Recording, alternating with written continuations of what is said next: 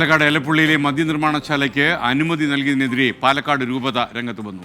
മദ്യനിർമ്മാണശാല സമൂഹത്തിന് വിപത്തായി മാറുമെന്ന് bishop Mar Peter Kochupurakkal പറഞ്ഞു.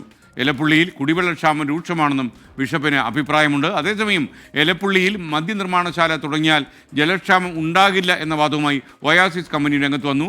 5 ഏക്കർ നിർമ്മിക്കുന്ന മഴവെള്ള സംഭരണിയിലെ വെള്ളം മദ്യ ഉൽപ്പാദനത്തിന് മതിയാകുമെന്ന് ഒയാസിസ് കമ്പനി. നിഖിൽ പ്രമേശായിരുന്നു പാലക്കാട് നിന്ന്. നിഖിൽ, ആദ്യം രൂപതയുടെ കാര്യം പറയൂ. പാലക്കാട് രൂപത ഈ വിഷയത്തിൽ ഒരു നിലപാട് ഇപ്പോൾ വ്യക്തമാക്കിയിരിക്കുകയാണ്. നേരത്തെയും സമാനമായിട്ടുള്ള രാഷ്ട്രീയ വിഷയങ്ങളൊക്കെ രൂപത അവരുടെ നിലപാട് വ്യക്തമാക്കിയിട്ടുണ്ട്. പക്ഷേ ഇതിപ്പോൾ ജനങ്ങളെ അല്പം കൂടി ബാധിക്കുന്ന ഒരു പ്രശ്നമാണ്. എലപ്പുള്ളി എന്ന് പറയുന്ന മേഖലയെക്കുറിച്ച് നന്നായി ഈ രൂപത പഠനം നടത്തിയിട്ടുണ്ട് എന്നാണ് അതുമായി ബന്ധപ്പെട്ട ആളുകൾ വ്യക്തമാക്കുന്നത്. ഇപ്പോൾ ബിഷപ്പ് മാർ പീറ്റർ കൊച്ചുപുരയ്ക്കൽ വ്യക്തമാക്കുന്ന ഒരു കാര്യം, ആ മേഖലയിൽ ഇതിനോടകം തന്നെ കുടിവെള്ള പ്രശ്നം രൂക്ഷമാണ്.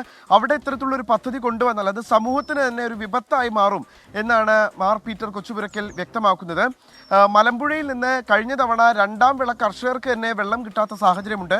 ആ സാഹചര്യത്തിൽ എങ്ങനെയാണ് ഈ ഇത്തരത്തിലുള്ള ഒരു പദ്ധതിക്ക് വേണ്ടി കുടിവെള്ളം നൽകാൻ കഴിയുക എന്നാണ് ബിഷപ്പ് വ്യക്തമാക്കുന്നത്. മദ്യത്തിന്റെ വിൽപ്പന ഘട്ടം ഘട്ടമായി കുറയ്ക്കുമെന്ന് പറഞ്ഞ സർക്കാർ ഇപ്പോൾ ജനങ്ങളെ വഞ്ചിക്കുകയാണോ എന്നും അദ്ദേഹം ചോദിക്കുന്നുണ്ട്. സർക്കാരിനെതിരെ കൂടി രൂപത ചോദ്യം ഉന്നയിക്കുകയാണ് ഈ വിഷയത്തിൽ.